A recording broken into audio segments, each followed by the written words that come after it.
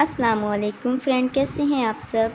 तो आज मैं आपके साथ क्रिस्पी पकौड़े की रेसिपी आपके साथ शेयर कर रही हूँ। तो इसके लिए मैंने आलू भी ये देखिए काट के रख ली हैं, प्याज भी काट के रख ली हैं, हरी मिर्च और धनिया, जिन चीज़ों की ज़रूरत है मैं वो सब दिखा रही हूँ आपको। गरम मसाला और सूखा धनिया जो कि मैंने इसको पीस लिया है, और 1 कप मैंने बेसन का लिया है।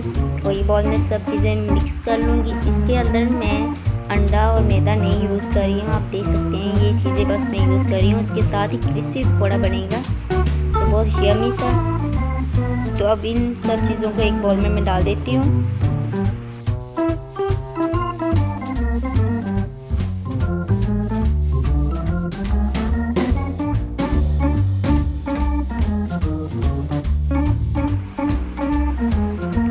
चीज़ें डाल दी हैं। अब इसके अंदर लाल मिर्च 1 चम्मच, थोड़ी सी हल्दी और आधा चम्मच नमक का डाल देती हूँ, और इसको मिक्स कर लेते हैं अच्छे से। गरम मसाला भी साथ में डाल देते हैं। ये सब टोटली चीज़ें आ गई हैं।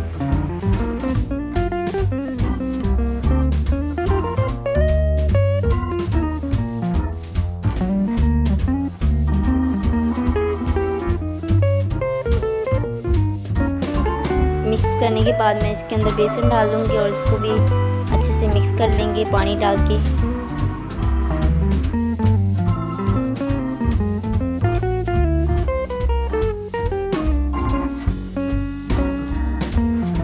इन सबको मिक्स कर देना है, और आपने इसको ज़्यादा गाढ़ा नहीं रखना है, पतला ही रखिए, एकदम ज़्यादा पतला भी नहीं। तो अभी चूल्हे की तरफ आते हैं। ऑयल गर्म हो रहा है और इसके अंदर हम पकौड़े निकालेंगे।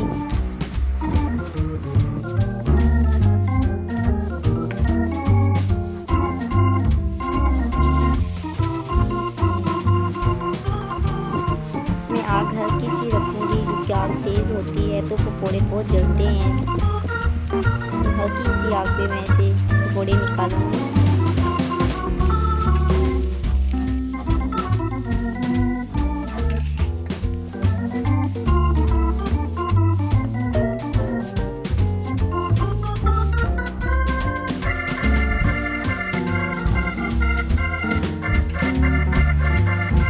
यम्मी से क्रिस्पी से पकोड़े तैयार हो चुके हैं। अब इसको निकाल लेते हैं।